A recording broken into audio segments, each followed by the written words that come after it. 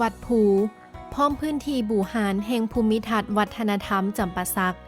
มีที่ตั้งอยู่เมืองจำปาสักซึ่งอยู่ทางภาคใต้ของสปป.ลาวบนดินแดนฝั่งตะวันตกของแม่น้ำคองห่างจากนครหลวงเวียงจันทน์ไปทางทิศตะวันออกเฉียงใต้ประมาณ800กิโลเมตร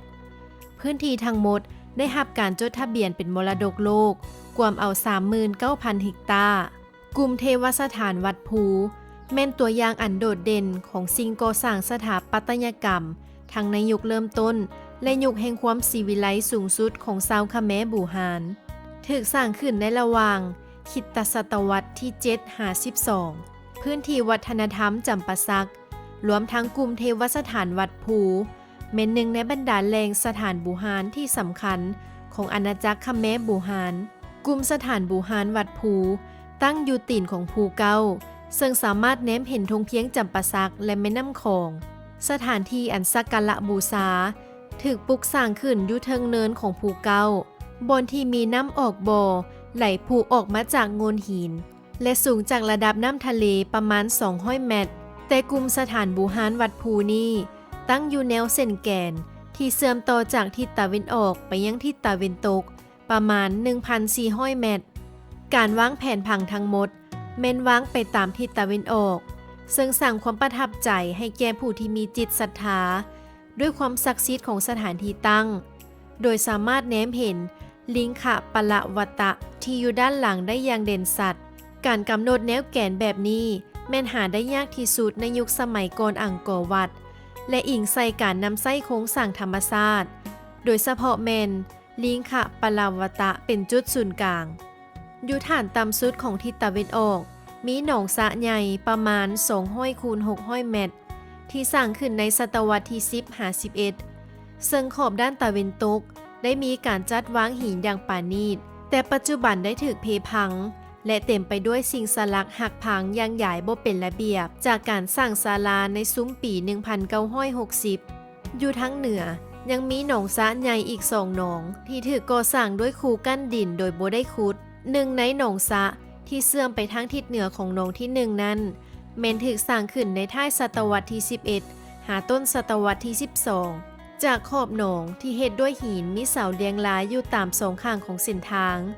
ที่ใช้สำหรับขบวนแห่ในพิธีทางศาสนาสถานที่ดังกล่าวประกอบมีกำแพงกั้นดิน7ชั้นที่ลดลันกันด้วยความสูง15เมตรสามารถแนมเห็นหนองสระและทิวทัศน์ทั้งหมดของบริเวณทงเพียงจนถึงแม่น้ำคองพื้นที่ลาดเนินฐานนี้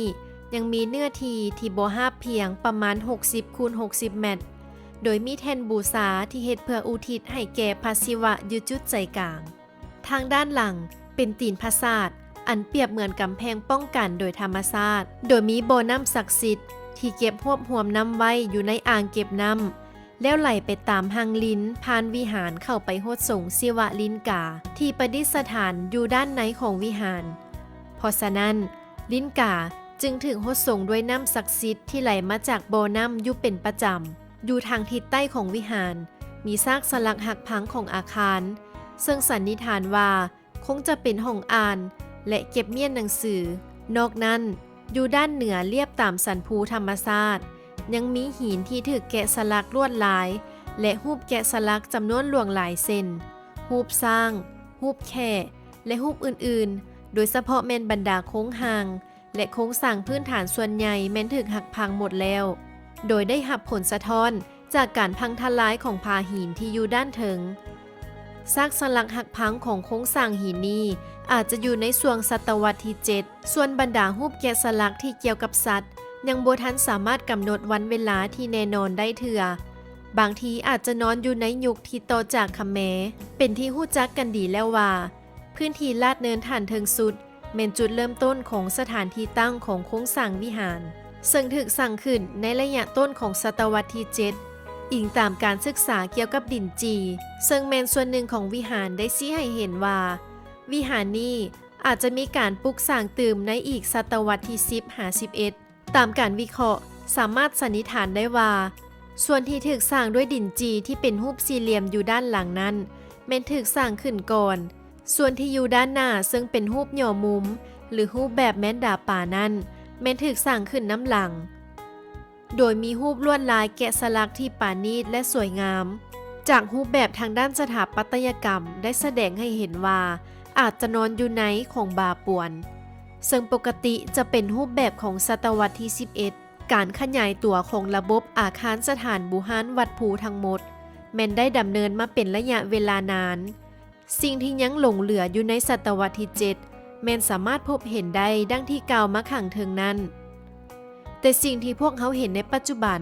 แม้นอยู่ในยุคต่อมาที่ได้มีการบูรณะขนาดใหญ่ในศตวรรษที่ 11-12 และการคุ้มครองของสถานที่แห่งนี้แม้นขึ้นกับผู้ปกครองอังกอร์วัดจนถึงศตวรรษที่ 14 จากนั้นก็ถูกเปลี่ยนแทนจากศาสนาฮินดูมาเป็นศาสนาพุทธ บางทีอาจหลังศตวรรษที่ 13 และสืบต่อกลายมาเป็นศาสนาของท้องถิ่นจนถึงปัจจุบัน วัดภูจำปาสักดินแดนศักดิ์สิทธิ์แห่งนี้ซึ่งมีปราสาทหินวัดภูและองค์พญากรมท่าซึ่งได้สร้างขึ้นในคริสตศตวรรษที่ 7 ถึง 12 พญากรมท่าได้ประดิษฐานอยู่ในดินแดนนี้เพื่อปกปักรักษาและเป็นอีกหนึ่งบ่อนศักดิ์สิทธิ์ให้แก่นักท่องเที่ยวมากราบไหว้บูชาดังนั้นข้าพเจ้าซึ่งมีจิตใจศรัทธาสร้างเหรียญพญากรมท่าเพื่อสมทบทุนสร้างโรงหมอที่บ้านตุ่มใหญ่เมืองปทุมพรแขวงจำปาสักเพื่ออำนวยความสะดวกให้แก่พ่อแม่ประชาชนในโขงเขตนั้นโดยภายใต้การนำพาของพระอาจารย์ใหญ่คำตู่อินทวงศ์ดังนั้นจึงอยากขอเชิญชวนพ่อแม่พี่น้องชาวแขวงจำปาสักและผู้ที่มีจิตใจศรัทธาทั่วประเทศมาร่วมบุญนำกันโดยข้าพเจ้าเป็นสะพานบุญในครั้งนี้ พญากรมทาเป็นเทพที่ปกปักรักษาปราสาทหินวัดภูจำปาสักในบูฮานจนถึงปัจจุบัน พญากรมทาเป็นเทพองค์หนึ่งที่คนสักการะบูชาได้ประดิษฐานอยู่วัดภูจำปาสัก มีรูปร่างลักษณะถือกระบองยาว มือเบื้องขวาจับเอิกตำนานของพญากรมทานั้นเชื่อว่าเป็นพระโอรสของพระฤาษีผู้ที่รับพรจากพระพรหมและในเวลาต่อมาพญากรมทาก็ได้เทราพิเศษกเป็นผู้ปกครองพระนครพญากรมทาเป็นเจ้าของทรัพย์สมบัติเป็นเทพแห่งความร่ำรวยเงินคำและนั่นจึงมีคนนิยมสักการะบูชาพญากรมทาอย่างแพร่หลาย